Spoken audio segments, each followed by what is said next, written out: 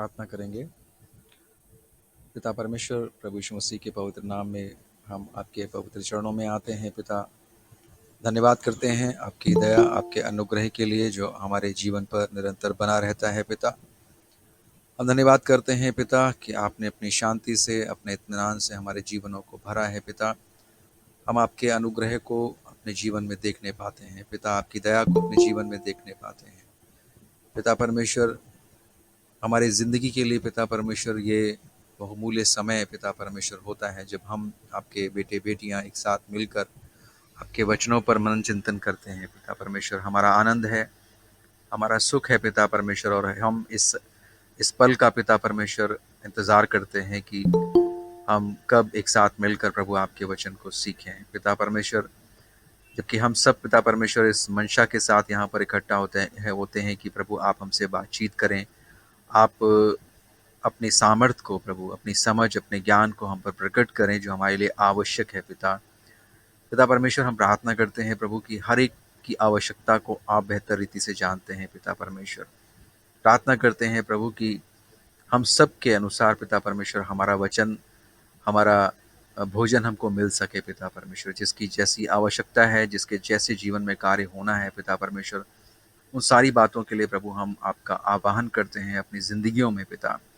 कि आप हमारी ज़िंदगियों में पिता परमेश्वर अपने कार्य को होने दें पिता परमेश्वर, और हर एक रुकावट, हर एक बाधा यीशु मसीह के नाम से दूर हो। पिता परमेश्वर, प्रार्थना करते हैं प्रभु कि हम और रूहानी रीति से पिता परमेश्वर, आत्मिक रीति से प्रभु आप में और ग्रो कर सकें। पिता, आपके साथ हमारा रिलेशनशिप और स्ट्रांग हो सके। पिता, ऐसी प्रार्थना करते हैं। जो लोग यहाँ पर आते हैं प्रभु, आपकी बड़ी दया, आपका बड़ा अनुग्रह चाहते हैं। कुछ लोग पहली बार आते हैं, कुछ लोग पिता परमेश्वर बहुत समय से जुड़े हैं। पिता परमेश्वर, प्रभु इस सब पर आपका अनुग्रह, आपकी दया बनी रहे। हम जानते हैं पिता परमेश्वर, अ, ये ग्रुप पिता परमेश्वर आपके द्वारा चलाया जा रहा है पिता परमेश्वर, और आप ही इसके अगुवा हैं। पिता परमेश्वर, जो भी लोग आते हैं, जो भी लोग प्रभु यहाँ पर वचन सुनते हैं, वो सब आपकी ओर से आए हुए हैं। पिता परमेश्वर, हम ऐसा विश्वास करते हैं। पिता, प्रार्थना करते हैं प्रभु कि आप हम सभी को पिता परमेश्वर हर एक प्रकार के भटकाव से बचा के रखें। पिता परमेश्वर, प्रभु इस दुनिया में बहुत भटकाव है, बहुत छलावा है। पिता परमेश्वर, बहुत सी ऐसी बातें हैं जो प्रभु नष्ट होने वाली बातें हैं। पिता परमेश्वर, उन सब बातों से प्रभु हमें बचाए रखने के लिए प्रभु हम आपसे प्रार्थना करते हैं। प्रभु, हम ऐसे बहुत से लोगों को प्रभु जानते हैं जिन्होंने पिता परमेश्वर आपके साथ अपना जीवन प्रारंभ किया, लेकिन पिता परमेश्वर एक बार फिर से वो आज संसार की बातों में फंस रहे हैं पिता परमेश्वर, और अपने जीवन को प्रभु नष्ट कर रहे हैं। प्रभु, हम प्रार्थना करते हैं उन तमाम लोगों के लिए इस समय पिता, कि आप उनके हृदयों से बातचीत करें। प्रभु, आप उनके अंदर ऐसी भूख और प्यास उत्पन्न करें प्रभु कि वो इस वचन से प्रभु जुड़ सकें, जो आत्मिक है, जो जीवित है। पिता, प्रार्थना करते हैं प्रभु, जो निरस्ता उनके जीवन में आ गई है पिता परमेश्वर, उस निरस्ता को पिता परमेश्वर आप दूर करें। प्रभु, जो छलावा इस संसार में प्रभु उनके जीवनों में कार्य कर रहा है प्रभु, वो छलावे से प्रभु वो मुक्त हो सकें प्रभु, क्योंकि आप ही उद्धार करते हैं, आप बचा लेने वाले हैं, आप छुड़ाने वाले परमेश्वर हैं प्रभु। आप प्रभु, आप हमको प्रोटेक्ट करने वाले परमेश्वर हैं। पिता परमेश्वर, मनुष्यों से कुछ भी संभव नहीं, लेकिन प्रभु आपसे सब कुछ संभव है। पिता, हम उनकी ज़िंदगियों को प्रभु प्रार्थना करते हैं उनकी ज़िंदगियों के लिए पिता, कि आप उनको बचा लीजिए। एक बार फिर से प्रभु उनको उस आत्मिक जीवन में प्रभु वापस लेकर आइए पिता परमेश्वर, जहाँ से वो चले गए हैं पिता परमेश्वर। प्रभु, हम प्रार्थना करते हैं प्रभु, आप बचाएंगे प्रभु, वो बच जाएंगे प्रभु, कि आप बचाने वाले हैं पिता। प्रभु, जबकि संसार में बहुत सी ऐसी बातें होती हैं जो विश्वास को लेकर हमारे बातें की जाती हैं पिता परमेश्वर, संसार में बहुत सी बातों के लिए प्रभु हमको उत्तर देना पड़ता है। हमें मालूम नहीं पिता परमेश्वर कि हमें कैसे, किन बातों से कैसे डील करना है, किस प्रश्न पर, किन बातों पर प्रभु हमें कैसे उत्तर देना है प्रभु। इन सब की समझ प्रभु आपके आत्मा से हमें चाहिए पिता परमेश्वर, ताकि पिता परमेश्वर हम उन तमाम बातों का उत्तर कर सकें प्रभु, जो बातें आवश्यक हैं पिता। प्रभु, हमें अनावश्यक बातों से प्रभु दूर रखने में प्रभु आप हमारी सहायता कीजिए। पिता परमेश्वर, हम सबको प्रभु अपने अपनी सामर्थ्य में प्रभु बनाए रखिए पिता। पिता परमेश्वर, एक बार फिर से प्रार्थना करते हैं आज के वचन पर प्रभु आपकी आशीष हो प्रभु, हम सब आपके वचन से मिलकर प्रभु सीखें, और ये वचन प्रभु हमारी आत्मिक उन्नति का कारण बन सकें प्रभु। सभी पर आपकी शांति, आपका अनुग्रह बना रहे। इस प्रार्थना को अपने उद्धारकर्ता प्रभु यीशु मसीह के जीवित पवित्र सामर्थी नाम में होकर मांगते हैं, आमीन। आप सभी का स्वागत है आज के अध्ययन में। जैसा कि हम आप ही लोगों ने डिसाइड किया है कि हम लोग फ्राइडे, सैटरडे और संडे जो है वो अ, शैमुएल की पुस्तक से अध्ययन करेंगे और मंडे से थर्सडे तक जो है वो कुलुस्सियों की पत्री को देखेंगे। सो एक बार फिर से आप सभी का स्वागत है और इससे पहले कि आज के अध्ययन को प्रारंभ किया जाए, आप लोगों से मेरी रिक्वेस्ट है कि आप लोगों के लिए प्रार्थना तो करते ही हैं, जिनका भी स्मरण आता है आप लोगों के लिए प्रार्थना कीजिए, क्योंकि काफ़ी दुख की बात लगती है उन तमाम लोगों के लिए जो परमेश्वर को जानते हैं, प्रभु यीशु मसीह के उद्धार को जानते हैं, उन पर अनुग्रह हुआ, उनको बचाया गया, उनके जीवन में परमेश्वर ने काफ़ी कार्य किया।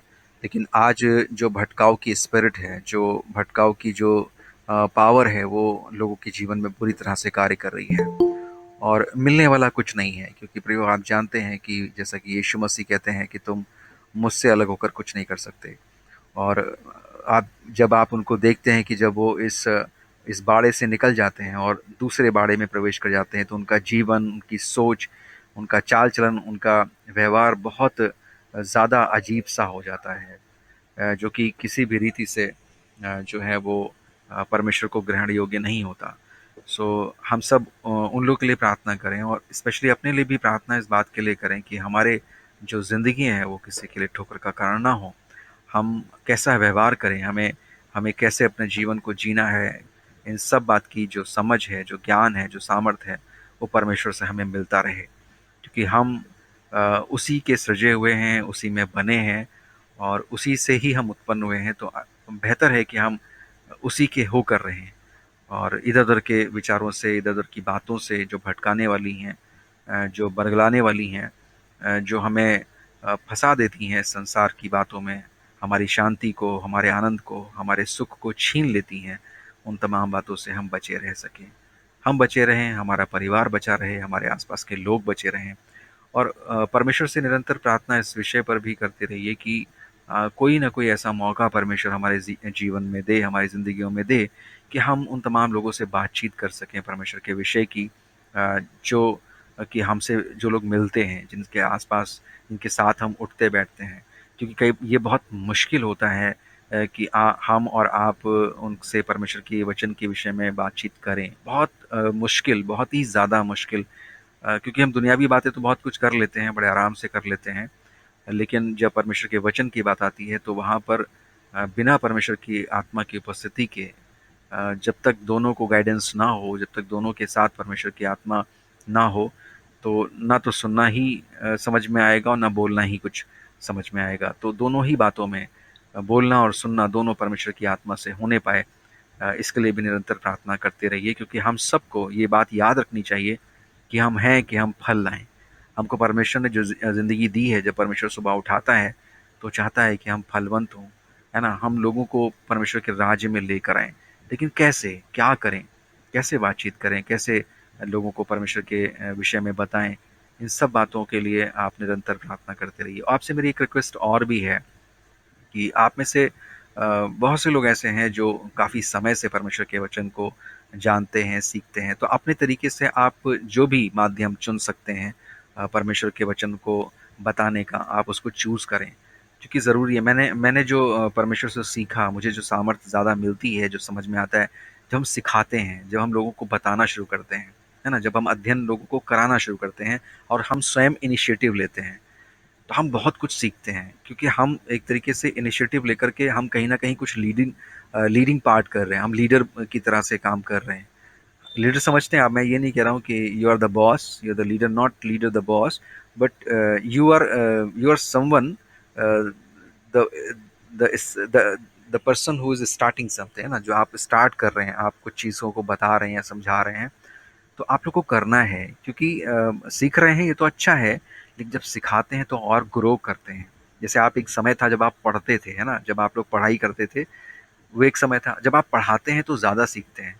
तो कई लोगों से मैंने सुना है कि जब हम पढ़ रहे थे, जब स्टडी कर रहे थे, तो वो चीज़ें हमें समझ में नहीं आती थी कि हम क्या स्टडी कर रहे हैं।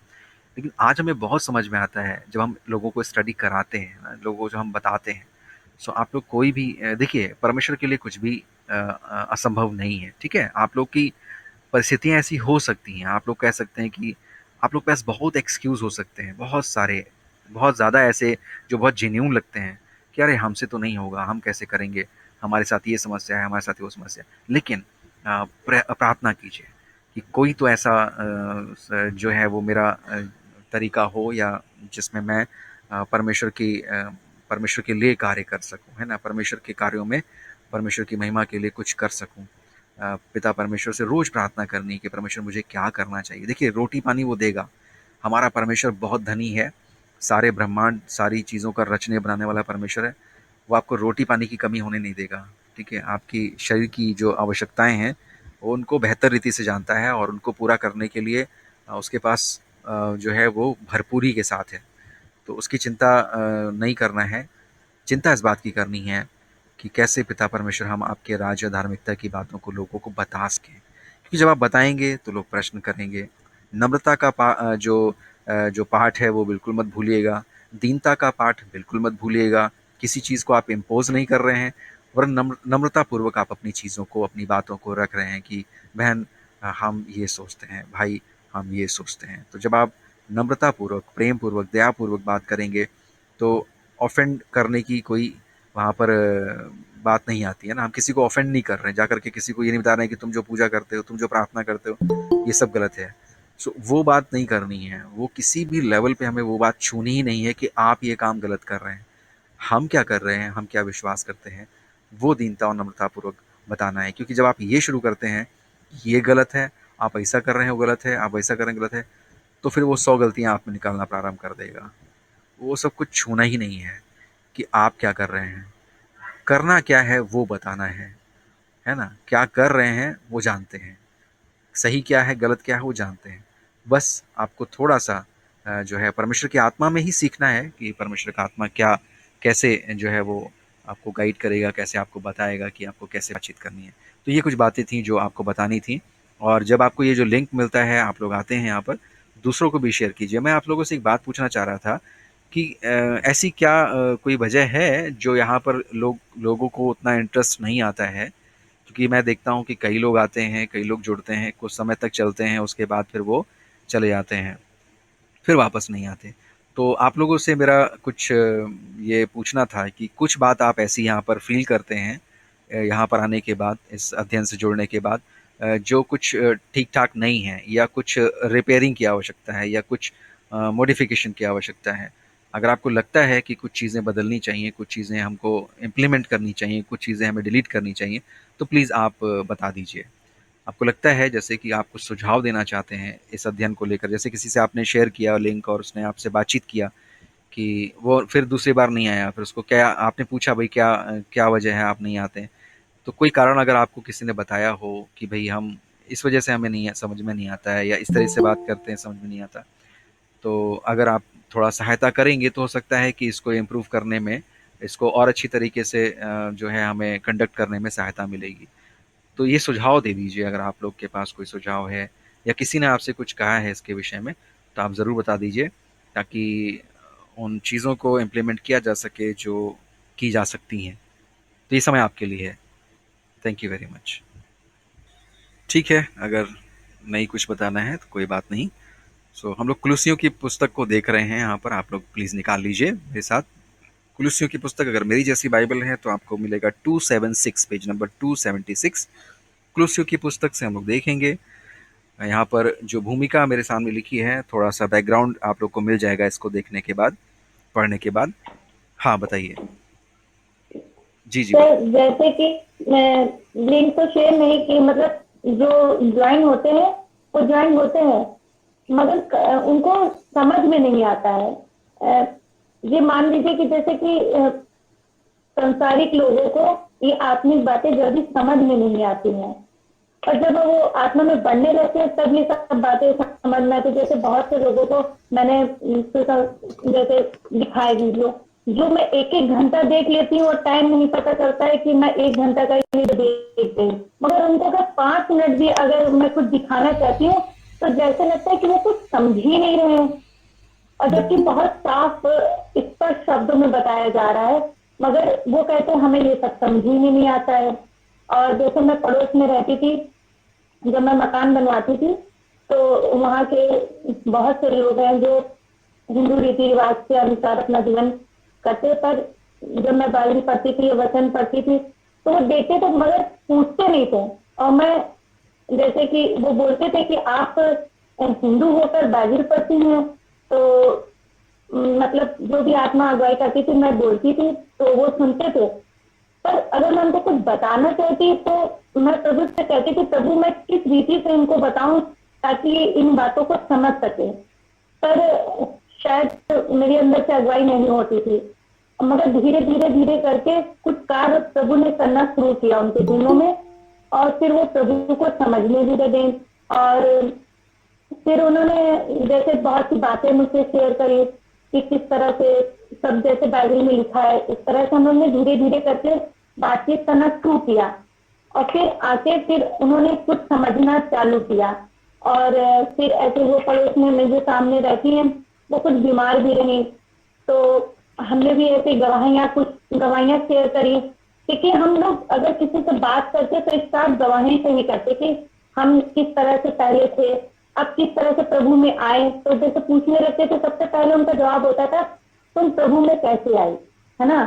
तो जब हम लोग उनसे अपनी बातें, अपनी गवाही शेयर करते हैं कि आए तो थे हम इस देश से थे, मगर जब प्रभु मतलब जब हम लोग आत्मा में बढ़ने लगते हैं तो ये सब दुनियावी चीजें हमारे लिए माने नहीं रखती हैं, अब पहले रखती थी। और अब जैसे कि तुम्हें अगर कोई समस्या होती है तो तुम लोग हर एक तरफ भागने लगती हो। अब हम लोग के जीवन में अगर समस्या आती है तो हम लोग इधर उधर नहीं भागते, सीधे प्रभु के चरणों में जाते हैं और प्रभु से प्रार्थना निवेदन करते हैं कि प्रभु अगर कोई गलती है या जहाँ पे हम गलत हैं, ये दिक्कतें आई हैं, हो सकता है ये हमारी ताड़ना के लिए आई हो या हमारी परीक्षा के लिए, मैं नहीं जानती हूँ प्रभु। और वहां पर हम लोग शांत रहते हैं और फिर प्रभु से ही प्रार्थना करते हैं, हम लोग इधर उधर नहीं भागते हैं। तो प्रभु का धन्यवाद है कि कुछ लोगों के हृदय को प्रभु ने नर्म किया, वहां पे उन लोगों ने सुना भी। मगर अगर हम लिंक के लिए बताते हैं तो कहते हैं अभी ये दीदी हमारे समझ में नहीं आएगी। तो कुछ ये भी होता है कि वो अभी परमेश्वर ने वो आत्मा नहीं दी है कि ये सब बातें उन लोगों को समझ में आए। जैसे कि मेरी दीदी भी ऐड होती थी, अभी फिलहाल बेटी उनके लखनऊ में पेपर की तैयारी कर रही, इसलिए नहीं आ पाई। मगर आपकी बातें वो समझती है, कहती है सर की बातें पहले नहीं आपकी बातें समझ पाती थी, कहती थी हम नहीं समझ पाते हैं सर क्या कहते हैं। पर अब जब से लगातार वो ज्वाइन होती है तो अब वो समझ पाती हैं। तो वही चीजें जब हम धीरे धीरे आत्मा में बढ़ते हैं तब ये सब बातें हमारे समझ में आती हैं। तो अगर हम आत्मा में नहीं बढ़ते हैं तो वो लोग को समझा पाना संभव है। धन्यवाद। Thank you very much. सही कहा है, बिल्कुल सही बात है आपकी, बिल्कुल सही कह रहे हैं। थैंक यू, परमेश्वर बहुत आशीष दे। सो हम लोग यहाँ पर किसी को कुछ और कहना है? जी शुभम बताइए भैया। भैया बस मैं ये कह रहा था कि जो है, क्योंकि हम लोग, मैं एक चीज़ ये देखता हूँ कि हम लोगों की बहुत सी ऐसी बातें रहती हैं, जैसे मतलब हम लोग जो आपस के लोगों से बात करने लगते हैं तो कुछ क्वेश्चन इतनी डेप्थ के हो जाते हैं कि कई लोगों को उसमें ही बोरियत लगने लगती है, क्योंकि शायद हो सकता है कि उतना जो है आत्मिक लेवल मतलब कह सकते हैं, या फिर अभी मतलब उनके लिए मतलब कहा जाता है दूध पीने की बात है और हम उनको जबरदस्ती अन्न खिलाने में जुटे हुए हैं, तो वो भी हो सकती भी है। तो मैं इस वजह से चाह रहा था कि अगर हो सके तो दो दो मतलब मीटिंग अगर जो है हो सके तो सही रहेगा, जिसमें मतलब जो है एक में जो मतलब गहराई की बातें चल रही वो, और एक में जो है जो ऊपर ऊपर का जिसको जो है जानना है उसके बेसिस पे। तो ये हो सकता है अगर आप चाहें तो,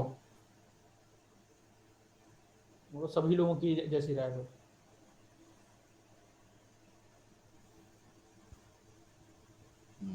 ठीक है, थैंक यू शुभम। सो इस विषय पर हम लोग प्रार्थना कर रहे हैं लगातार कि परमेश्वर जो है वो अ, किसी तरह से हमको अगुवाई करे, या कोई इनिशिएटिव अगर लेने वाला है इस ग्रुप में कि एक नया ग्रुप संचालित करे, या अगर इस ग्रुप का संचालन कोई अपने हाथ में ले ले रेगुलरली, तो मैं दूसरा ग्रुप के लिए जाने के लिए तैयार हूँ। तो अगर ऐसे कोई हैं यहाँ पर जो इस ग्रुप का संचालन रेगुलरली कर सकते हैं तो वो कर सकते हैं, या अगर कोई दूसरा ग्रुप फॉर्म करना है तो उसके लिए भी हम लोग को प्रार्थना की आवश्यकता है, क्योंकि उसके लिए भी काफ़ी समय चाहिए। सो देखते हैं कि अगर हो सका तो हम लोग ज़रूर है कि दूसरा जो नए लोगों के लिए ग्रुप है वो फॉर्म करेंगे, क्योंकि कई बार क्या होता है कि बहुत सी बातें रिपीट हो जाती हैं, बहुत से प्रश्न रिपीट हो जाते हैं, बहुत से आंसर्स रिपीट हो जाते हैं, तो जो पुराने लोग हैं वो थोड़ा-सा, जैसे आप कह रहे थे, बोरियत फ़ील करते हैं।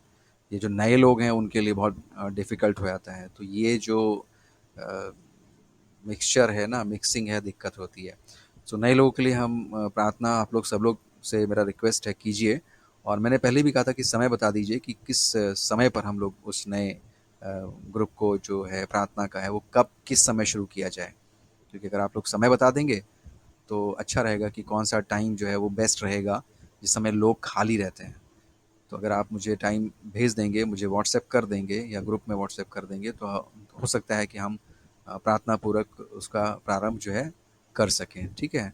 सो आप लोग देखिए। सो अभी हम लोग देख रहे हैं कुलुस्सियों के पुस्तक। तो भूमिका में पढ़ने। हाँ, बताइए। हेलो। जी, जी, जी, जय जी। मसीह की जय बहन। मसीह की बहन, जय मसीह की। मैं ये सुझाव दे रही हूँ कि आप इतना स्टार्टिंग से अच्छी तरह समझाते हैं, ए से लेकर जेड के, मतलब शुरुआत से ए से सिखा रहे हैं, तो जो भी हम लोग अनाड़ी है वो भी खिलाड़ी बन जाएंगे मेरी समझ में। कि वो आप इतना सहज और सरलता में, जैसे छोटे बच्चे को उंगली पकड़ के ए सिखाया जाता है, वैसे आप सिखा रहे हैं। तो इसमें हम लोग को नए और पुराने की बात ही नहीं उठती है। यहाँ तो ये लगता है कि आप बिल्कुल वैसे नम्र और दीन होके, बिल्कुल जैसे बच्चे छोटे को ये सिखाने के लिए खुद को बच्चा होना पड़ता है, तब वो सिखा पाएगा। तो वैसे ही आप सिखा ही रहे हैं, तो इसमें वो कोई बात नहीं है कि आप उस 2 मीटिंग लें। फिर भी जैसे सबकी राय है तो वो मैं पसंद करूँगी, लेकिन आप बिल्कुल वैसे ही शुरुआत से सिखा रही हैं। मैंने भी अपनी बेटी को, बहू को कहा कि ये मीटिंग ज़रूर शुरू करो, क्योंकि इसमें ए से लेकर तुम सिखाया जाएगा और सीखते रहते हैं। लेकिन इसी समय वो, मतलब मेरा बेटा इसी समय बाहर से काम से आता है, तो दोनों को बहुत डिस्टर्ब करता है, बहू को बेटे को, इसलिए वो थोड़े से नहीं सुन पाती है। और बस प्रभु से मैं यही प्रार्थना करें, आप लोग भी सब प्रार्थना कीजिए कि वो खुद भी बहुत बेचैन हो गया और दूसरे को बेचैन कर रहा है, और जिसकी वजह से टाइम किल्ड हो जाता है और 10 बज जाते हैं, और सब फिर वो अपने अपने। तो हमें ये लगा कि आप बिल्कुल सहज और सरलता से सिखाते हैं, ए से लेकर। तो इसमें ये नहीं कोई अनाड़ी है तो नहीं सीख पाएगा, सब सीख रहे हैं। थैंक यू मेरे भाई। थैंक यू वेरी मच और परमेश्वर। सर जी। और सर एक बात और है कि हमें टाइम, मतलब बहुत से लोग हैं जो टाइम नहीं देना चाहते हैं ये बातों को सीखने के लिए। जैसे कि मीटिंग में 2-4 बार ज्वाइन हुए, नहीं समझ में आया उनसे तो वो चले जाते हैं, जबकि ये परमेश्वर की बातें इतनी आसानी से समझ में आने वाली नहीं है। तो उनको चाहिए कि वो बैठ के प्रभु की उपस्थिति में बैठे। और मेरी दीदी तो बिल्कुल नहीं समझ पाती थी, पर परमेश्वर ने उनको इतना समझाया है, इतना समझाया है, पर वो टाइम देती है और परमेश्वर ने उनको बहुत कुछ समझाया। अब वो हर एक बात में प्रभु का धन्यवाद करती हैं और हर एक चीज के लिए कहते हैं कि प्रभु की मर्जी होगी। ये 2 शब्द उनके मुंह से जब सुनते हैं तो हम कहते हैं कि परमेश्वर अगर तू प्रकट करना चाहे।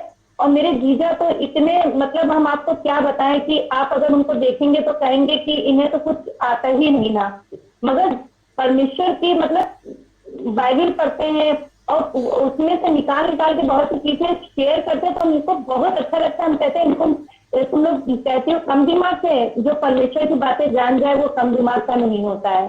तो मतलब हमें अपना समय देना है। सबसे फर्स्ट टाइम तो हमें अपने परमेश्वर को समय देना है। जब हम समय देते हैं तो परमेश्वर हमें खुद ही बहुत कुछ सिखाता है। धन्यवाद। थैंक यू वेरी मच बहन। सो आप लोग को परमेश्वर बहुत आशीष दे। और मैं आप लोगों से भी रिक्वेस्ट करता हूँ कि आशा बहन के परिवार के लिए स्पेशली आप लोग सब लोग मिलकर प्रार्थना कीजिए कि जो भी डिस्टरबेंस है या कोई समस्या परिवार में है, किसी को कोई दिक्कत है, सो वो दिक्कतें दूर हो, लोगों का डिस्टरबेंस दूर हो, सब मिलकर सीखें, पूरा परिवार बैठे एक साथ एकजुट होकर हर तरफ से सब लोग अपने अपने मोबाइल ऑन करके, चाहे वो अलग अलग बैठें या एक साथ बैठें, और सब मिलकर परमेश्वर के वचनों को सीखें, आनंद उठाएं, और परिवारों में शांति हो, पवित्रता हो, और खुशियाँ हों परमेश्वर की, है ना? परमेश्वर की खुशियाँ जो है हर एक जीवन में आ सकें। तो सभी के लिए निरंतर प्रार्थना की आवश्यकता है, बहुत प्रार्थना की आवश्यकता है। किसी ने हमारे लिए प्रार्थना किया, हमारे परिवार में शांति है। आप लोगों के लिए प्रार्थना करेंगे, लोगों के परिवार में शांति आएगी। मत सोचिएगा कभी कि आप जब प्रार्थना करते हैं तो प्रार्थनाएं बस हवा में जा रही हैं। नहीं, बहुत काम करती हैं प्रियो। मैं अपनी ज़िंदगी को बताऊं, जो बर्बादी की ज़िंदगी मेरी थी, जो दुष्टात्माओं से भरा हुआ जीवन था, वो कैसे बदल गया विद इन कुछ सेकंड्स में ही। वो चीज़ें एकदम से जो है वो पलटा खाई मेरी ज़िंदगी से। धीरे धीरे आज वो परिवर्तन मुझे दिखाई देता है और मैं उस ज़िंदगी को देख नहीं पा रहा हूँ। प्रियो, प्रार्थना करते रहिए। हो सके तो उपवास प्रार्थना अगर परमेश्वर का आत्मा इनकरेज करता है, लोगों के लिए कीजिए। हो सकता है रोने की अगर आपके अंदर आत्मा आ रही है कि आप लोगों के लिए रो के प्रार्थना करें, you cry for the people, है ना। अगर आपके दिल में किसी के लिए पीड़ा हो रही है कि ये क्यों भाई चला गया, है ना, ये बहन क्यों नहीं आती है, या ये बहन के जो है वो वचन सुनने का मन क्यों नहीं है, सो यू क्राई, है ना। If you bring your broken heart in front of God, आप टूटा हुआ दिल लेकर परमेश्वर के पास जाते हैं, अपनी अपनी उस पीड़ा को लेके जाते हैं, दूसरों के लिए इंटरसीड करते हैं, दूसरों के लिए प्रार्थना करते हैं, वो बहुत काम कर जाती है प्रियो। हो सकता है आपके जीते जी ना काम करे, आपके जाने के बाद पता नहीं कितनी जो है वो फलवंत ज़िंदगियाँ हों जिनके लिए आपने प्रार्थना की है। So keep on praying, keep on praying, क्योंकि ये युद्ध जो है हम प्रार्थना से ही जीत सकते हैं। किसी को समझा दें, किसी को ज्ञान बाँट दें, किसी को जाकर के बहुत बड़ी-बड़ी बातें कह दें, कोई काम आने वाला नहीं है प्रियो। ढाक के 3 पात, जैसे भी बहन कह रही थी कि वो सुनते हैं लेकिन ऐसा लगता है कि वो हाथों हाथ सर तो हिला रहे हैं लेकिन कहीं और उनका दिमाग है। तो सुनने की जो आत्मा है, धैर्य की जो आत्मा है, समझने की जो आत्मा है ना, वो लोगों के जीवन में आ सके। सो बहुत प्रार्थना की आवश्यकता है। आप लोग बस परमेश्वर की आत्मा के साथ जब बैठते हैं आप प्रार्थना में, तो जैसे-जैसे लोगों के लिए प्रार्थना आता है, अच्छा है आप एक कोना पकड़ लीजिए, अपने घर का एक रूम ले लीजिए, कोई कोना ऐसा ले लीजिए जहाँ पर आप खुलकर जो है परमेश्वर से बातचीत कर सकें, प्रार्थना कर सकें। जैसे-जैसे आत्मा में आपको रेवलेशन मिल रहा है, प्रकाशन मिल रहा है लोगों के लिए। यहाँ पर संदीप जी का माइक ऑन है, भैया बताइए। जी। शुक्रिया सर। मैं ये बोलना चाह रहा था, जैसे मैंने 1-2 लोगों को रिकमेंड भी किया था, तो उसके बाद मुझे ये रियलाइज़ हुआ कि उनको कुछ समझ में आया और कुछ नहीं समझ में आया। तो मैंने उनको पिंच नहीं किया, उन्होंने खुद ही बोला कि भैया जो ज़िंदगी आप जी रहे हो, वो बहुत अच्छी है और बहुत ही सधी हुई है, वो प्रैक्टिकल लाइफ़ है। मैंने बोला, तो आप कहना क्या चाहते हो? तो उन्होंने सीधे मुँह बोला कि ये मुमकिन हमसे नहीं हो पाएगा। मैंने कहा कोई बात नहीं, जब कभी भी मन लगे आपका सुनने का या कुछ भी हो, तो आप लिंक जॉइन कर सकते हो, और अगर जो कभी चेंज हुआ तो मैं आपको दोबारा दे दूँगा। फिर उन्होंने ठीक है, अभी फ्री होऊँगा तब माँग लूँगा ये वो।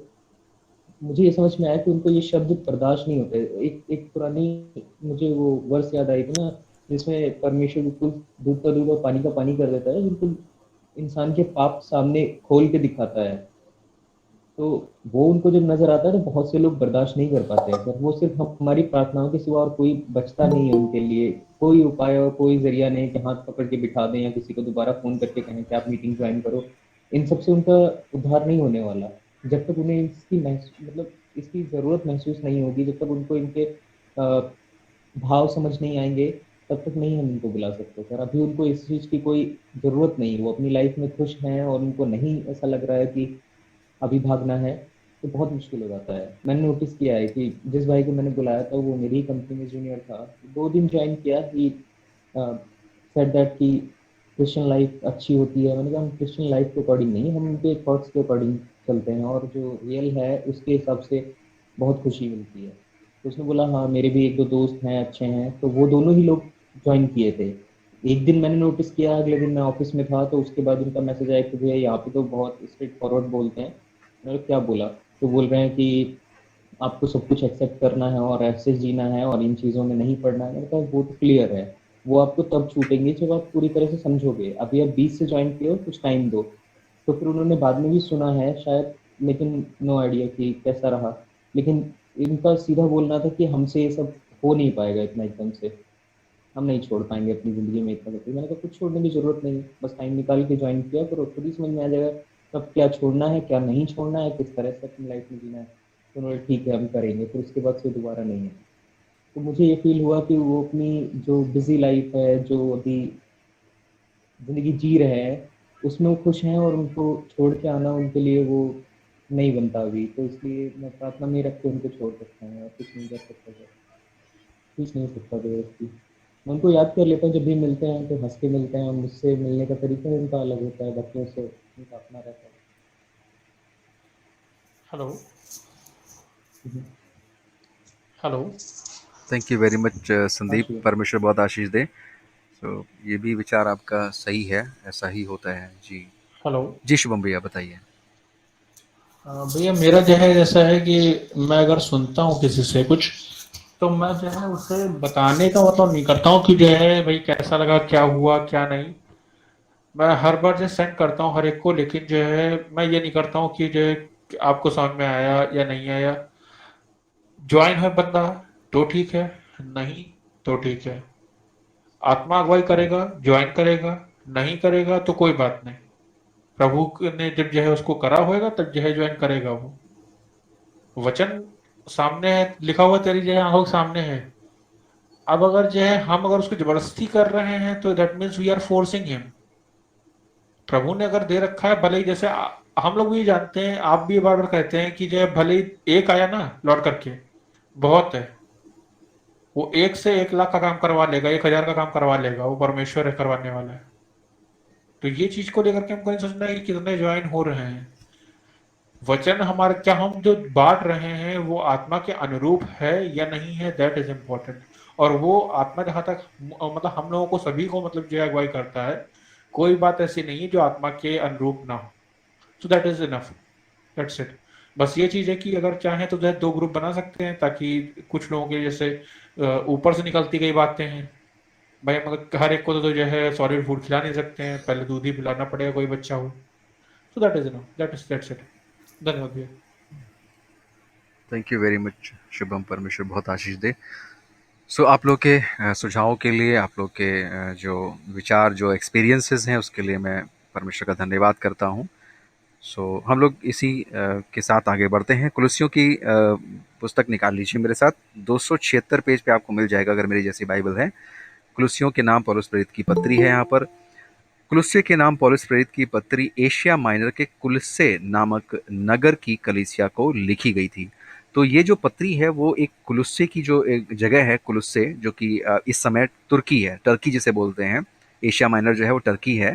तो टर्की के एक नगर का ये जो है कुलुस्से नगर है।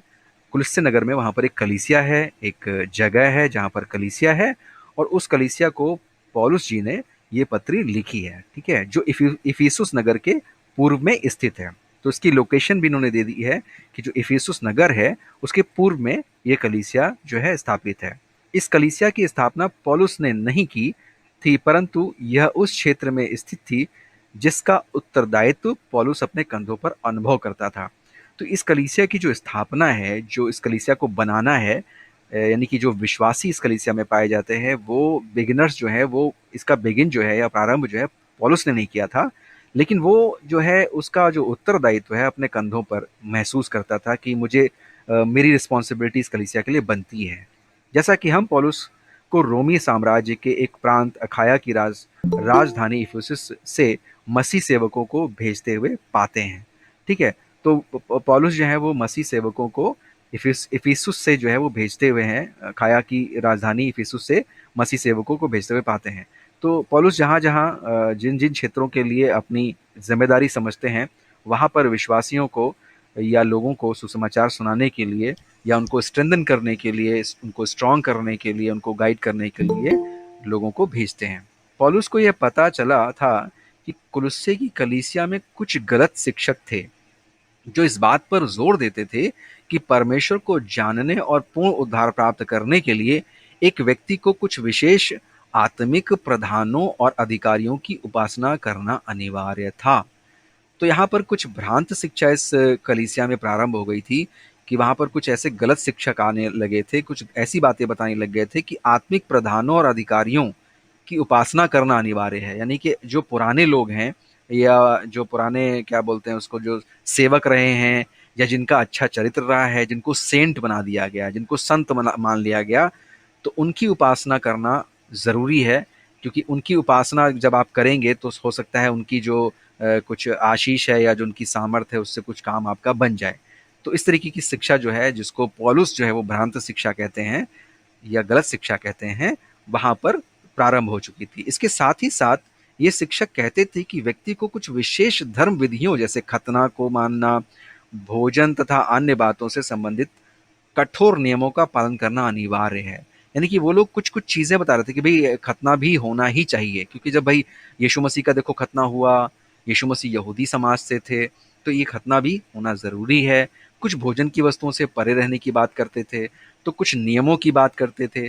तो इस तरीके की बातों से यानी कि वो धर्म की जो शिक्षा है, धार्मिक जो शिक्षा है, उसको लागू करने की बात करते थे। जैसा कि हम लोग बार-बार कहते हैं कि यीशु मसीह में आने के बाद जो है मनुष्य जो धर्म है या धार्मिक जो बुद्धि है, वो धार्मिक बुद्धि से जो है वो मुक्ति पा जाता है। ठीक है? धार्मिक बुद्धि से इंसान जो है वो मुक्त हो जाता है। वो क्या हो जाता है? धर्मी बन जाता है। परमेश्वर उसको धर्मी बनाता है, ना कि धार्मिक। तो यहाँ पर लोग जो है मनुष्यों को धार्मिक बनने की जो है वो प्रेरणा या शिक्षा दे रहे थे। पौलुस इन शिक्षाओं का विरोध करने के लिए सच्चे मसीह संदेश के साथ यह पत्री लिखता है। तो जब इसने पौलुस ने देखा कि ये सब चीज़ें चल रही हैं, मुझे इन सब विषयों का बारे में पता लगा है, तो उसने जल्दी से झट से ये पत्री लिख दी है।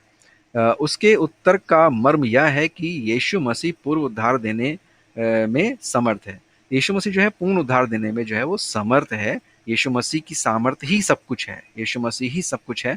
इधर-उधर मत भागो, है ना? इधर-उधर किसी चीज़ की उपासना करना या पूजा करना या किसी मनुष्य की उपासना पूजा करना, इधर-उधर मत भागो, कोई मतलब नहीं। जीसस हिमसेल्फ इज़ एवरीथिंग, है ना? तो पौलुस ने कहा कि वो सब कुछ अभी वो एक्सप्लेन भी करेगा, ठीक है? आप लोग देखिएगा कि उसने इन सब चीज़ों को कैसे इसको आधार बनाकर कैसे बातचीत की। बहुत बहुत कुछ सीखेंगे आप लोग इस पत्री से, ठीक है? धीरे-धीरे देखिएगा।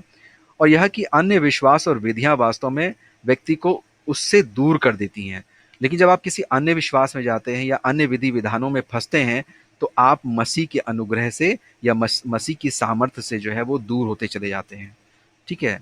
तो जब आप ऐसा करते हैं या यीशु मसीह से अपनी नज़रें हटाते हैं या यीशु मसीह की आत्मा से हटना प्रारंभ करते हैं, तो आप विधि-विधानों में फँसते हैं। और जब आप विधि-विधानों में फँसते हैं, जब आप दिनों के चक्कर में फँसते हैं, जब खान-पान के चक्कर में फँसते हैं या और किसी ज्ञान के उसमें फँस जाते हैं, तो मसीह की सामर्थ्य से आप दूर होने लगते हैं। मसीह के द्वारा ही परमेश्वर ने इस सृष्टि की रचना की है। तो बाइबल हमें बताती है कि यीशु मसीह के द्वारा ही इस सृष्टि की रचना हुई है, ठीक है? चाहे देखी हुई चीज़ें हों, सारा ब्रह्मांड हो, चाहे तारागण हो और चाहे अनदेखी चीज़ें हों, जो स्वर्गदूत और अदर चीज़ें हैं, वो सब कुछ यीशु मसीह में सृजा गया है। और सब उसी के द्वारा ही और अब उसी के द्वारा ही वह इसे अपने पास वापस ला रहा है। ठीक है? सो जो बिखर गया था, जो अलग हो गया था, जो दूर हो गया था, वो यीशु मसीह के द्वारा सब कुछ परमेश्वर की तरफ आ रहा है। यानी कि अब सब कुछ जो है वो फिर से प्रभु यीशु मसीह के द्वारा परमेश्वर की तरफ चीज़ें जो है वो आ रही हैं, जुड़ रही हैं। ठीक है? और जुड़ना ज़रूरी है, क्योंकि अगर हम नहीं जुड़ेंगे या हम अलग रहेंगे तो हमारे लिए दिक्कत ही है। तो ये बात है। केवल मसीह में ही संसार के उद्धार की आशा है ना? प्रियो, जैसा कि हम लोग अच्छी तरीके से जानते हैं कि और कोई उद्धार का कार्य नहीं किया किसी ने, है ना? कोई भी इस पृथ्वी पर जो है वो निष्पाप, निष्कलंक जीवन नहीं जिया। और अगर मान लीजिए हम कहते हैं जिया भी, तो किसी ने संपूर्ण मानव जाति के लिए अपना प्राण नहीं दिया। और बाइबल कहती है कि बिना लहू बहाए उद्धार नहीं है, ठीक है? बिना लहू बहाए उद्धार संभव नहीं है। और वो लहू जो है वो यीशु मसीह का इसलिए बहा कि मानव जाति का उद्धार हो सके और मनुष्य जाति को एक नया जीवन मिल सके, ठीक है? तो यीशु मसीह, इसलिए मैं कहता हूँ यीशु मसीह किसी धर्म का जो है व्यक्ति नहीं है। आप लोग भी इस बात को बिल्कुल ठोस रीति से पकड़ सकते हैं, कह सकते हैं। जब आप लोग को कहते हैं कि भाई आपने ईसाई धर्म अपना लिया, आपने आपने यीशु मसीह को अपना लिया, तो आप ये भी सीधा बोल सकते हैं कि यीशु मसीह भैया उद्धार करता है। और जब उद्धार करता है तो वो किसी धर्म का हो ही नहीं सकता। अगर किसी धर्म विशेष का व्यक्ति है तो उद्धारकर्ता नहीं हो सकता है। तो बाइबल कहती है कि परमेश्वर ने जगत से ऐसा प्रेम किया कि उसने अपना इकलौता पुत्र दे दिया, ताकि जो कोई इस पर विश्वास करे वह नष्ट ना हो वरन अनंत जीवन पाए। मैं यीशु मसीह पर इसलिए विश्वास करता हूँ भैया, क्योंकि मेरे अपने कर्मों से कोई उद्धार हो ही नहीं सकता।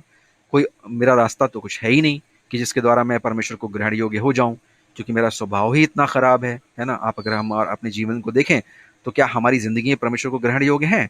उस पवित्र पवित्र पवित्र परमेश्वर को ग्रहण योग्य है? बिल्कुल नहीं है ना? कैसे भी नहीं हो सकता। हम कितने अच्छे काम कर लें, हम लोगों को अच्छा-अच्छा खाना खिला दें, लोगों पर बड़ी दया कर दें, है ना? हम लोगों को बहुत पैसे बाँट दें, हम लोगों के साथ अच्छा-अच्छा व्यवहार करें, लेकिन हालात तो हमारे वही हैं, स्थिति तो हमारी वही है। बाइबल कहती है सब ने पाप किया और परमेश्वर की महिमा से रहित हैं, है ना भैया। तो इसलिए हम यीशु मसीह के पास आ गए क्योंकि ये बचा लेते हैं। इसलिए हम यीशु मसीह के पास आ गए क्योंकि ये हमें बदल देते हैं, क्योंकि मुझे बदलने की आवश्यकता थी, है ना। मुझे एक नई नई जिंदगी की आवश्यकता थी। और ये कह रहे हैं यीशु मसीह कि मेरे पास आओ तो मैं सब कुछ नया कर देता हूँ। मेरे पास आओगे तो जो यीशु मसीह में है वे नई सृष्टि हैं। देखो मैं पुरानी मशकें हैं उसमें नया दाखरस डालने नहीं आया हूँ, मैं पूरा सब कुछ बदलने आया हूँ। तो यीशु मसीह आए कि सब कुछ बदल दें। तो क्या आपको नहीं लगता है कि सब कुछ बदलने की आवश्यकता है? ये पृथ्वी तो नष्ट हो ही रही है भैयों, है ना। हम लोग के हाथ में पड़ के परमेश्वर ने इतनी अच्छी सृष्टि बना करके, अच्छी खासी पृथ्वी बना करके हमारे हाथ में दी। हम बजाय इसके कि हम इसको सृजन करते, हमारा डिस्ट्रक्टिव माइंड इसको बर्बाद करने पे लगा हुआ है। आज स्थिति देख सकते हैं। अगर आज नेचर जो है वो ठीक तरीके से बिहेव नहीं कर रही है तो नेचर का जो रिलेशनशिप है वो हमसे ही तो है। अगर चीज़ें डिस्टर्ब हैं तो कहीं ना कहीं हमारी समस्या है। तो जब हम बताएंगे कि हमारी समस्या है और हमको उद्धारकर्ता के पास जाना है, तो ज़रूरी है कि जो उद्धार करने आया है हम उसके पास जाए ना। देखो सब आए, सब पैदा हुए, अच्छे लोग थे। ऐसा नहीं है कि कोई यहाँ पर आया तो हम लोग कह दे कि नहीं वो बुरा था, उसने ऐसा किया। लेकिन यीशु मसीह का पर्पस क्या था? यीशु मसीह कहते हैं मैं सत्य की गवाही देने आया हूँ। जो सत्य क्या है वो मेरी बातें सुनता है, ठीक है। सो हमने ये बातें भैया पढ़ी हैं बाइबल में कि भैया वहाँ पे लिखा है यीशु मसीह आए हैं कि जगत का उद्धार करें। तो कहते हैं हाँ, तो क्या कोई दूसरा नहीं कर सकता है? तो भैया वो दूसरा करने के लिए उसको पूरा पवित्र होने की जरूरत है। और पवित्रता होने के साथ साथ उसको मानव जाति के लिए प्राण देने की आवश्यकता है। और प्राण देने दे के साथ साथ जी उठने की आवश्यकता है। जब ये तीन चीजें किसी मनुष्य में होंगी तो वो उद्धारकर्ता माना जाएगा। ओ अच्छा, ये बात है ना। किसी को उद्धारकर्ता नहीं कह सकते आप प्रियो। मानव जाति का उद्धारकर्ता कोई तभी हो सकता है जब वो संपूर्ण पवित्र जीवन जिए, मनुष्य होकर शरीर में आकर पूर्ण पवित्र जीवन, निष्पाप निष्कलंक जीवन। दूसरी बात, संपूर्ण मानव जाति के पापों की क्षमा के लिए मृत्यु को ले, यानी कि मृत्यु को ले मतलब उनके पाप ले सके, क्योंकि वही पाप ले सकता है जो संपूर्ण पवित्र है और देह में है, शरीर में है। तो यीशु मसीह के साथ ये सब चीजें जुड़ी थी, इसलिए उसके विषय में लिखा हुआ है निष्पाप निष्कलंक मेमना। सबको उद्धार करता मत कहिए। कुछ ना कहें भैया उनसे उद्धार हो जाएगा, उनसे नहीं होगा। किसी की बातों से उद्धार हो जाएगा, नहीं होगा। किसी के ज्ञान बांटने से उद्धार हो जाएगा, नहीं होगा। किसी के सत्संग अटेंड करने से उद्धार हो जाएगा, नहीं होगा। कोई बहुत ज्ञानी पुरुष के शरण में जाने से उद्धार हो जाएगा, नहीं होगा। किसी जगह पर जाके आपका उद्धार हो जाएगा, नहीं होगा। क्योंकि आपके लिए, हमारे लिए एक मनुष्य का मरना जरूरी है। और वो मनुष्य कैसा होना चाहिए? निर्दोष, निष्पाप, निष्कलंक। और वो अपनी जान दे। ऐसा नहीं कि उससे ले ली जाए जान। वो अपनी जान दे कि मैं मनुष्य जाति के पाप को लेने के लिए आया हूं। और यीशु मसीह के साथ ये सारी बातें जुड़ी हैं। तो अगर कोई कहे कि भैया हम यीशु मसीह को नहीं मानेंगे, तो कहिए कोई बात नहीं भैया, क्योंकि हर एक जो पापी है इस दुनिया में वही यीशु मसीह के पास आएगा। और अगर कोई पापी नहीं है तो उसको यीशु मसीह की कोई आवश्यकता नहीं है, ठीक है। अगर कोई पापी नहीं है तो उसको यीशु मसीह की आवश्यकता नहीं है। पापियों को यीशु मसीह की आवश्यकता है, क्योंकि पापियों के पास उद्धार पाने का और कोई रास्ता नहीं है, ठीक है। ये लिख लीजिए सब लोग। तो यीशु मसीह ने क्या किया? निर्दोष, निष्पाप, निष्कलंक रहा, एक अर्हता पूरी कर दी। दूसरा क्या किया? संपूर्ण मानव जाति के पाप को अपने के ऊपर लिया, यह अर्हता पूरी कर दी। और अगर वो जी ना उठता तो सब कुछ गड़बड़ था। और तीसरे दिन मृतकों में से जी उठा। अब अगर कोई कहे कि ये कहानी है, ये तुम लोगों ने मनगढ़ंत बना ली है, किसी ने बाइबल में लिख दी है, तो कह दीजिए कि उसकी सामर्थ्य जब उतरेगी तो ये कहानी रियलिटी में बदल जाएगी भैया, ठीक है।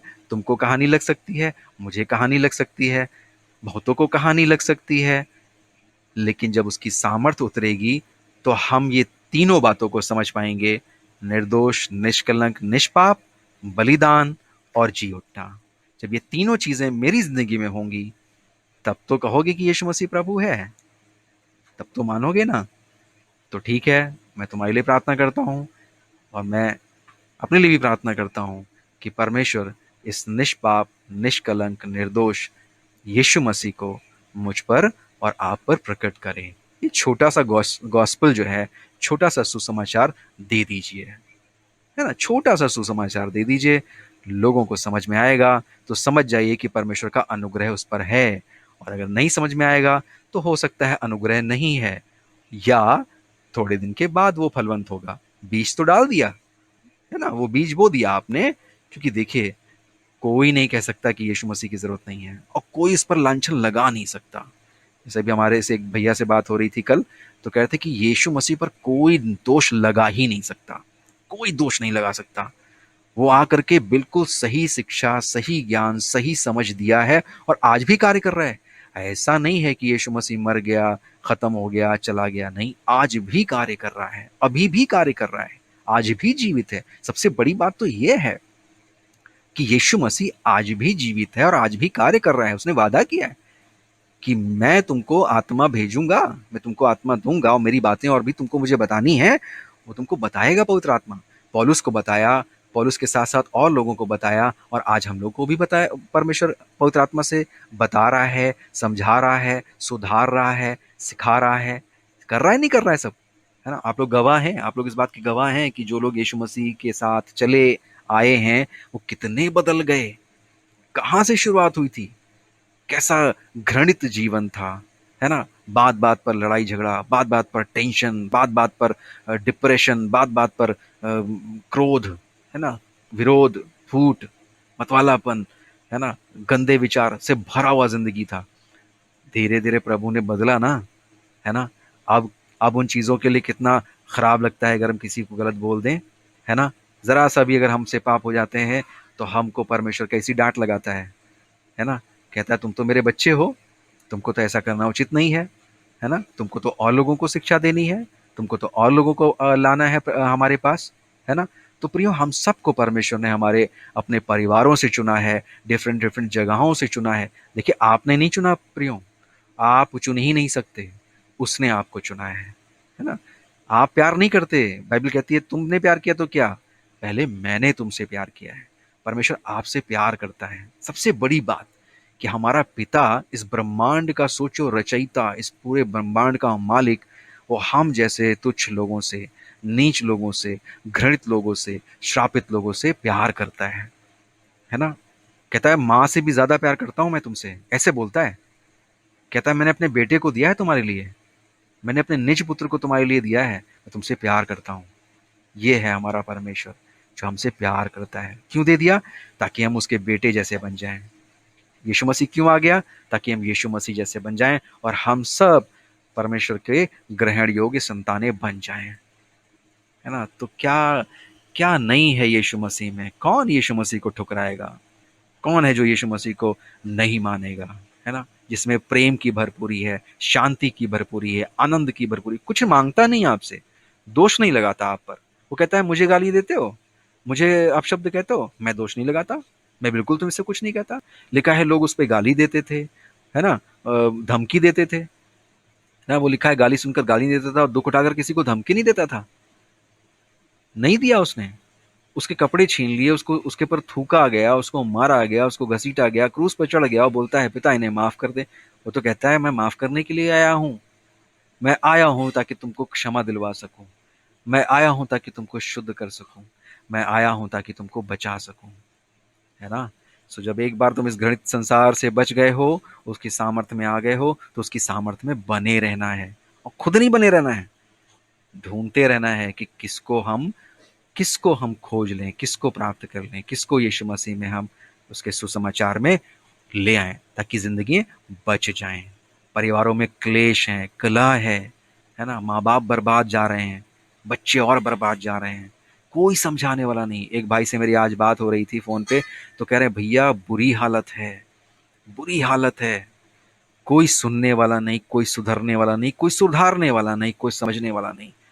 माँ बाप एक तरफ, बच्चे एक तरफ, सबके पास मोबाइल है, और बस जब शुरू होते हैं तो इधर उधर चाहे आग लग रही हो, कुछ लग रहा हो, वो ऐसे इनग्रॉस है मोबाइल में, ऐसे भद्दे भद्दे गाने, भद्दे भद्दे वीडियोस, भद्दे भद्दे जोक्स, भद्दे भद्दे मजाक, है ना, ये सब पसंद आते हैं। भद्दे भद्दे कपड़े, है ना, सारी चीजें जो बिल्कुल परमेश्वर को ग्रहण योग्य नहीं है, सही नहीं है ना, मानव समाज के लिए एक्सेप्टेबल नहीं है ना, वो सब चीजें जो है आज संसार में व्याप्त हैं। लोग आनंद उठा रहे हैं, बड़ा मजा ले रहे हैं। क्यों, क्योंकि शरीर है, शरीर के भाव से जी रहे हैं, शरीर में जी रहे हैं।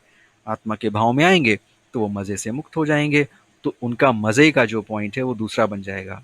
परमेश्वर की संगति में उनको मजा आने लगेगा, परमेश्वर के साथ उनको आनंद आने लगेगा, क्योंकि आनंद तो चाहिए, मज़ा तो चाहिए, भरपूरी तो चाहिए, सुख तो चाहिए। भूखा रहना कौन चाहता है? दुख में रहना कौन चाहता है? परेशान रहना कौन चाहता है?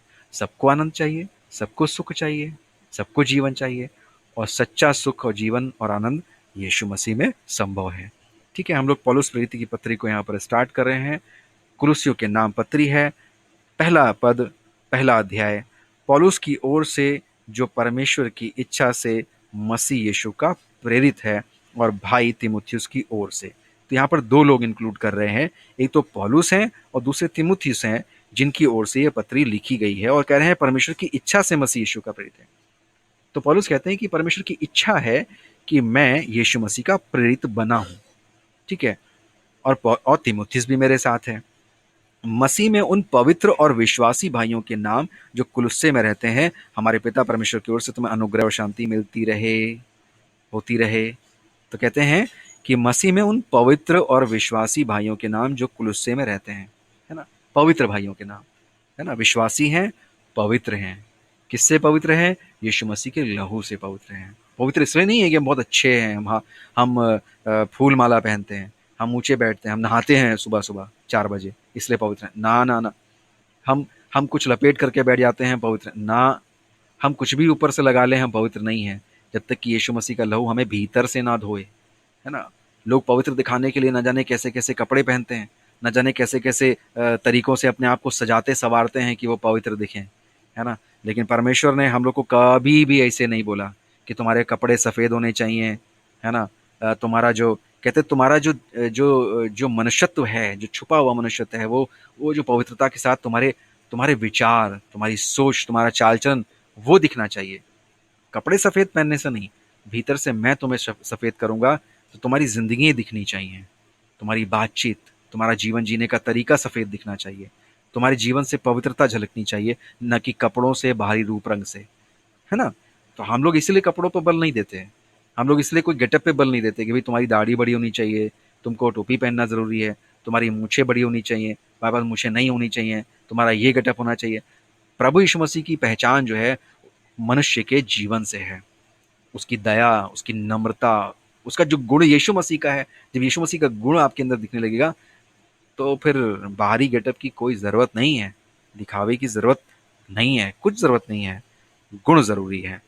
हम तुम्हारे लिए नित्य प्रार्थना करके अपने प्रभु यीशु मसीह के पिता अर्थात परमेश्वर का धन्यवाद करते हैं। तो यहाँ पर पौलुस कहता है तीसरे पद में कि हम तुम्हारे लिए नित्य प्रार्थना करके अपने प्रभु यीशु मसीह के पिता अर्थात परमेश्वर का धन्यवाद करते हैं, क्योंकि हमने सुना है कि मसीह यीशु में तुम्हारा विश्वास है और सब पवित्र लोगों से तुम प्रेम रखते हो। तो ये पौलुस कह रहे हैं कि हमने सुना है ना, हमने यानी कि तिमुथियुस ने या मैंने सुना है, क्योंकि हमने सुना है कि मसीह यीशु पर तुम्हारा विश्वास है और सब पवित्र लोगों से तुम प्रेम रखते हो। पवित्र लोग कौन प्रिय हो? पवित्र लोग वो होते हैं जो यीशु मसीह पर विश्वास करते हैं, वो पवित्र होते हैं। ठीक है, और पवित्र होने के लिए ही विश्वास करते हैं। मैं तो ऐसे कह दूं तो ज़्यादा अच्छा लगेगा, आप लोग समझिएगा। जो पवित्र होना चाहते हैं वो यीशु मसीह पर विश्वास रखेंगे। एम आई राइट? क्योंकि जो अपने आप को पवित्र समझेगा वो यीशु मसीह के पास नहीं आएगा प्रियो। जो अपने आप को निष्पाप समझेगा वो यीशु मसीह के पास नहीं आएगा। तो जो पवित्र होना चाहते हैं, जो शुद्ध होना चाहते हैं, वो यीशु मसीह के पास आएंगे, है ना। सो पवित्र लोग वो लोग हैं जो अपने आप को अपवित्र मानते हैं, जो अपने आप को घृणित मानते हैं, है ना, जो अपने आप को समझते हैं कि मैं किसी योग्य नहीं हूँ, है ना। जैसे वो उड़ाऊ पुत्र की मुझे याद आ रही है। उड़ाऊ पुत्र ने कहा मैं योग्य नहीं हूँ पिता कि मैं तेरा पुत्र कहलाऊं, लेकिन अपने यहाँ मुझे एक नौकर की जगह पे रख ले पिता परमेश्वर। ऐसे हम लोग बोलते हैं ना, जैसा वो बेटा बोल रहा था कि पापा आप ऐसा करिए, मुझे एक नौकर के समान अपने पास रख लीजिए। ऐसे ही हमारा भाव होता है प्रियो, है ना। जब हमें अपनी असलियत पता लगती है कि ओ माय गॉड, असलियत कब पता लगती है? जब हम परमेश्वर के सामने होते हैं। वैसे असलियत कभी नहीं पता लगती है, क्योंकि असलियत पता किससे लगेगी? जिसके सामने से आप अपना मिलान करेंगे, सबसे अपने आप को अच्छा ही मानेंगे, है ना। मानेंगे नहीं मानेंगे? आपके आस पड़ोस में जितने लोग हैं सबसे अच्छे तो आप ही होंगे। आप कहेंगे अरे यार इनसे तो बढ़िया है, ये पता नहीं क्या क्या करते रहते हैं, ये पता नहीं क्या क्या बोलते रहते हैं, ये पता नहीं क्या क्या करते रहते हैं। तो अगर आप दूसरों से कंपेयर करेंगे सबसे अच्छे आप ही होंगे। लेकिन जैसे ही आपको परमेश्वर का पवित्र आत्मा समझ दिखता है या प्रकट होता है, ओ माय गॉड, फिर वो मुझे श्लोक कहते हैं या क्या कहते हैं, बुरा जो देखन मैं चला, बुरा ना मुलिया कोय, जब मन देखा आपनो, मुझसे बुरा ना कोय।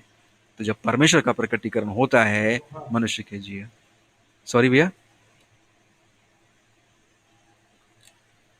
जब परमेश्वर का प्रकटीकरण हो, हाँ दोहा, थैंक यू वेरी मच भैया। जब परमेश्वर का प्रकटीकरण होता है तो वाकई में हम साष्टांग हो जाते हैं, हम सर उठाने लायक नहीं रहते।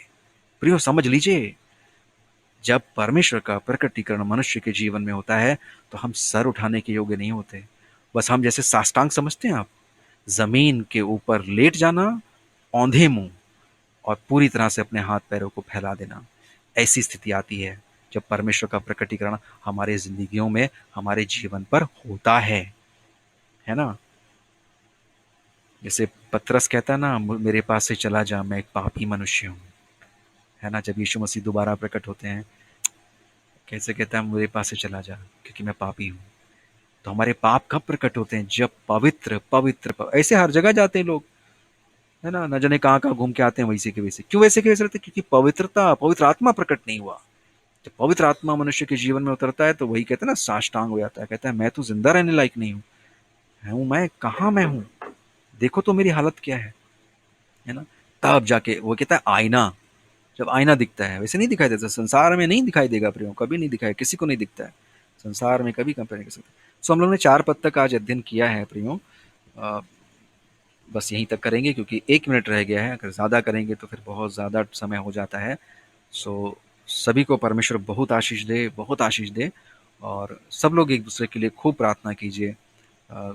आत्मा में जब आप बैठते हो, पवित्र आत्मा में होते हो, तो सभी के लिए, सभी के परिवारों के लिए, उनके बच्चों के लिए, और सबके लिए, जो जवान बच्चे हैं उनके लिए प्रार्थना करिए कि उनको डिस्ट्रक्शन से परमेश्वर बचाए, भटकाव से बचाए, है ना। तो जो भी आपके पवित्र आत्मा में, पवित्र आत्मा जो आपको गाइड करता है, जो लीड करता है प्रार्थना में, आप वो करिए, है ना। चुपचाप बैठ करके छत पर जाइए, कोना कहीं मिल जाए, कहीं भी किसी कोने में जहाँ पर डिस्टर्बेंस ना हो, चुपचाप प्रार्थना कीजिए, है ना। प्रार्थना करने का मतलब जो पवित्र आत्मा आए भर भर के सिखाता है ना, जो भी कहता है आप प्रार्थना कीजिए, लोग की जिंदगी बचेंगी, है ना। फिर देखिएगा तो आपको लगेगा अरे वाह, हमने देखो प्रार्थना किया और परमेश्वर ने उसका रिजल्ट दिया। सो प्रभु आप सबको बहुत आशीष दे। Keep on praying for everyone. So इसी के साथ आज के अध्ययन को हम लोग यहीं पे समाप्त करते हैं। किसी को कुछ कहना है, कुछ सेकंड्स में कोई सुझाव देना है? जी बताइए। सर, प्रार्थना में बहुत सामर्थ्य होती है, जैसे कि यूहन्ना 6:66 में वचन देखते हैं, इस पर उसके चेलों में से बहुत से उल्टे फिर गए और उसके बाद उसके साथ न चले। यानी जब प्रभु लोगों को समझा रहे थे, उनके चेले बन गए थे, फिर भी वो प्रभु को छोड़कर चले गए। तो हम लोग तो बहुत नीचे स्तर पे हैं। तो हमसे प्रार्थना, कभी कभी क्या होता है, हम लोग सोचते हैं कि शायद हम सुसमाचार सही से लोगों को बता नहीं पाए या लोगों को हम सुसमाचार सुना नहीं पाए। तो कभी बहुत सी मन में ये चीजें आती हैं, पर हम उनके लिए प्रार्थना कर सकते हैं। और जब प्रार्थना करते हैं तो हो सकता है हम नहीं सुना पाते हैं, तो हमसे बड़ा जो कोई होगा या परमेश्वर ने जिसको भी निर्धारित कर रखा होगा कि इसके माध्यम से इस व्यक्ति के पास समाचार पहुंचेगा, तो परमेश्वर वो उस तक पहुंचा देगा। और नहीं समझने के बाद अगर कोई व्यक्ति समझना ना चाहे तो स्वयं कहते नहीं कि परमेश्वर भी आ जाए उनको समझाने के लिए, तो नहीं समझते। जैसे इजरायली लोगों के साथ परमेश्वर स्वयं करते थे, फिर भी वो लोग कुड़कुड़ाते थे। तो उसी तरह से हम सब कुछ सारी प्रार्थनाओं में प्रभु के हाथों में सौंप कर सिर्फ हम उनके लिए प्रार्थना करें तो भी बहुत बेस्ट रहेगा। धन्यवाद। थैंक यू वेरी मच, धन्यवाद बहन, परमेश्वर बहुत आशीष दे। सो अभी हम लोग, और किसी को अगर कुछ कहना है कुछ सेकंड्स में, अगर आप कुछ भी बात बताना चाहते हैं, यहाँ पर कोई भी बात आप कहना चाहते हैं, ठीक है। सो आज के अध्ययन को हम लोग यहीं समाप्त करते हैं। परमेश्वर ने मौका दिया, जिंदगी दी, कल अगर हम लोग मिले तो हम लोग फिर से परमेश्वर के वचन को अध्ययन करेंगे। सो परमेश्वर आप सबको बहुत आशीष दे। कोई भी जन प्रार्थना में अगुवाई कर दीजिए, धन्यवाद।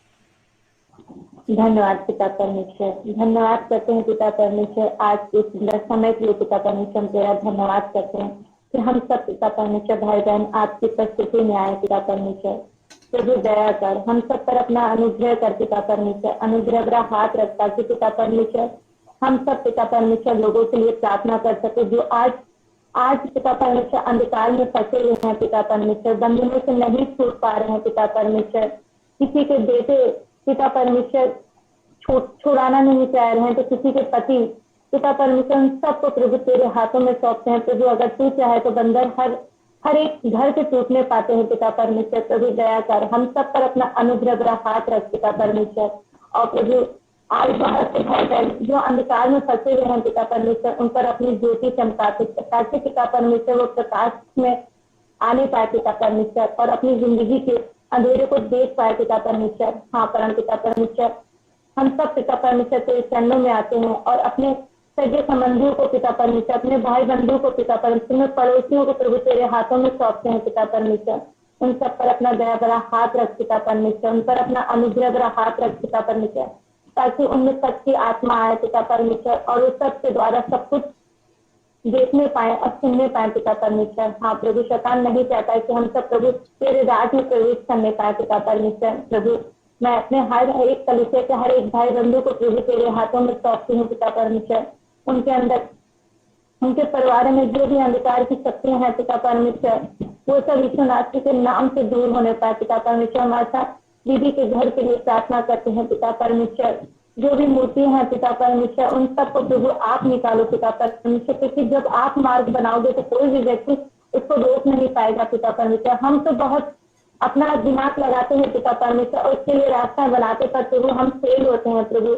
जब हम प्रभु तेरे चरणों में आते हैं प्रभु, जब तुम मार्ग बनाता है तो पिता परमेश्वर वो सब बंधन टूटने पाते हैं पिता परमेश्वर। हर एक चीज के लिए पिता परमेश्वर हम तेरे चरणों में आते हैं, अपने कलीसिया के हर एक व्यक्ति को पिता परमेश्वर तेरे हाथों में सौंपते हैं। इस छोटी सी प्रार्थना अपने जीवित समझ के उद्धार करता खुदावन यीशु नासरी के नाम से मांगते, सुने और ग्रहण करें। आमीन आमीन।